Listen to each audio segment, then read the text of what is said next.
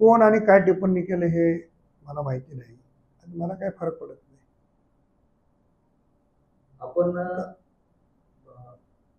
ज्या ताई आहेत, प्रणिताताई भाजपच्या आहेत आणि साहेब तुम्ही राष्ट्रवादीचे आहेत, असं आपल्याला बोलल्या जात आहे. आपल्याला मी काय सांगितलं, कोण काय बोलते याला फारशी मी किंमत देत नाही.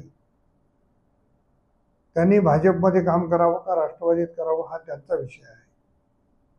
जरूर माझी मुलगी आहे, पण माझी बहीणही माझ्या विरोधात होती ना.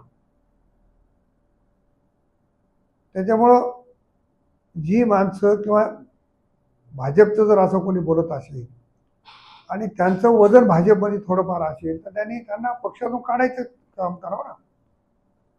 आपल्याला कोणी कुत्र विचारत नाही आणि इथं फडफड करत बसायचं त्याला काय अर्थ होत नाही. इथं बोलण्यापेक्षा त्यांनी ती तक्रार आदरणीय फडणवीस साहेबांकडे करावी आणि फडणवीस साहेबांना पटवून द्यावं की वडील एका पक्षामध्ये आहेत, मुलगी दुसऱ्या पक्षात आहे, त्याला तुम्ही कसं करताय, तो त्यांचा विषय आहे. आणि त्या देवेंद्र फडणवीस साहेबांच्या सांगण्यावरून भारतीय जनता पक्षामध्ये आहे.